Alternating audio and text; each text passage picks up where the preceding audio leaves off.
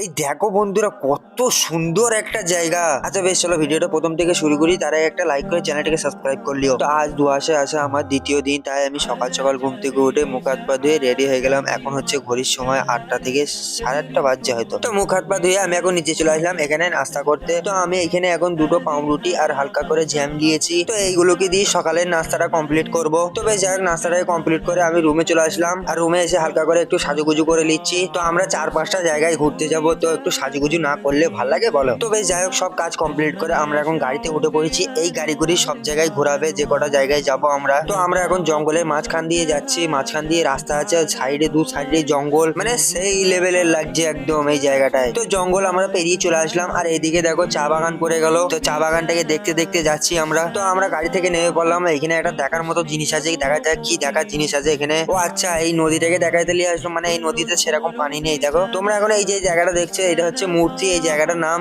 তাই এখানে তাই তো লেখা রয়েছে, মনে হচ্ছে যে আই লাভ মূর্তিতে এখানে লেখা রয়েছে। আর এদিকে দেখো সবাই ফটো তুলতে ব্যস্ত। আর এদিকে দেখো নদীতে দেখো পানিটা দেখছো, পুরো একদম কাঁচ পানি। দেখো কোনো নোংরা নেই, পুরো একদম পরিষ্কার লাগছে। দেখো পানিটা খাওয়াও যাবে এরকম পানি। দেখো এই পানিটা আসছে পাহাড় থেকে, মানে ঝর্ণা সেই পানি থেকে হয়ে আসছে এই পানিটা। তো ভিডিও করো, ফটো তোলা সব কাজ কমপ্লিট হয়ে গেলে এবার অন্য জায়গায় নিয়ে যাবে। তো এই ব্লগটা এখানেই শেষ করছি। আর যেসব জায়গায় যাবো সেই ব্লগটা ভিডিওটা নিচেই লিংক দেওয়া থাকবে, ওইখান থেকে গিয়ে দেখে আসতে পারো।